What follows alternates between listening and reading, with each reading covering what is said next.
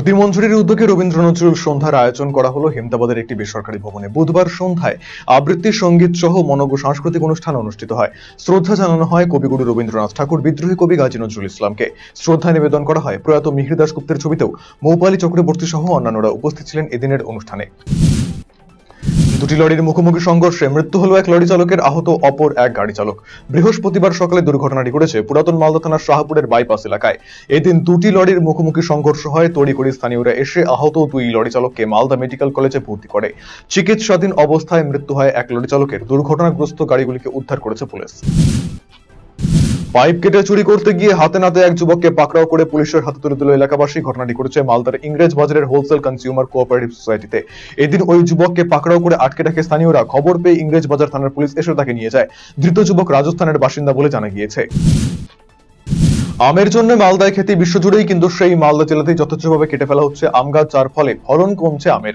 এই নিয়ে এবারে সরব হলো মালদা ম্যাঙ্গো মার্চেন্ট অ্যাসোসিয়েশন। এই নিয়ে সংবাদ মাধ্যমের মুখোমুখি হয়ে সংগঠনের সভাপতি উজ্জ্বল শাহ অনিয়ন্ত্রিতভাবে আম গাছ কাটা নিয়ে উষ্মা প্রকাশ করেন। সোনার বাট কিনে প্রতারিত হওয়ার ঘটনায় দিনহাটা থানায় লিখিত অভিযোগ দায়ের করার পর গ্রেফতার হলো 3 ব্যক্তি। কোচবিহার জেলা পুলিশ সুপার দ্যুতিমান ভট্টাচার্য জানিয়েছেন, গত 13ই মে বিহারের ঘুষকুড়ির বাসিন্দা মনীশ কুমার দিনহাটা থানায় ফোন করে একটি লিখিত অভিযোগ জমা করেন।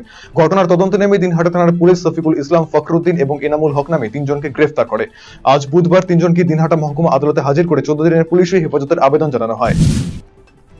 বিয়েবাড়ি থেকে ফেরার পথে পথ দুর্ঘটনার কবলে পড়ল একটি বিয়েবাড়ির গাড়ি। ঘটনায় গুরুতর আহত হলো 11 জন। দুর্ঘটনাটি ঘটেছে বুধবার রাত আনুমানিক 10:30 নাগাদ ধূপগুড়ি ব্লকের ডুডুয়া সেতু সংলগ্ন এশিয়ান হাইওয়ে 48 নম্বর সড়কের উপরে। এই দুর্ঘটনায় আহত সকলের বাড়ি জলপাইগুড়ি ভার্নাবাড়ি চা বাগান এলাকায়। খবর পেয়ে ঘটনাস্থলে যায় ধূপগুড়ির দমকল কেন্দ্রের কর্মীরাও।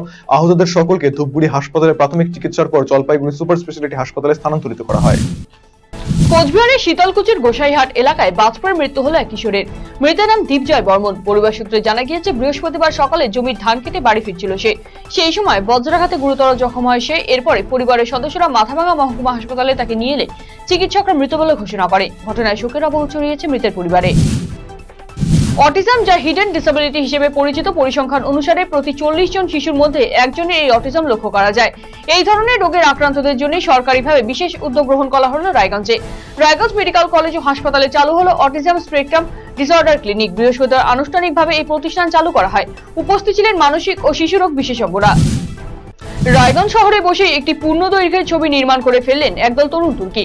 তাদের এই উদ্যোগ নজর কেড়েছে সকলেরই। ইতিমধ্যে ছবির ট্রেলার মুক্তি পেয়েছে ইউটিউবে। ছবির নাম মাভেন। সম্পূর্ণ চরিত্র নির্ভর এই ছবিটি ইউটিউবে মুক্তি পাবে 21 জুন। সম্পূর্ণ বিনামূল্যে ছবিটি দেখতে পারবেন সাধারণ মানুষ। শহরের প্রবেশদ্বার ট্যাঙ্ক মোড় এলাকাকে সাজিয়ে তোলার কাজ শুরু করলো বালুরঘাট পৌরসভা। দৃষ্টিনন্দন এবং আকর্ষণীয় করে তোলবার জন্য প্রায় 105 ফুট উচ্চতার জাতীয় পতাকা বসানো হচ্ছে। বুধবার সেই জাতীয় পতাকা বসানোর ধাতব স্তম্ভ এসে পৌঁছেছে।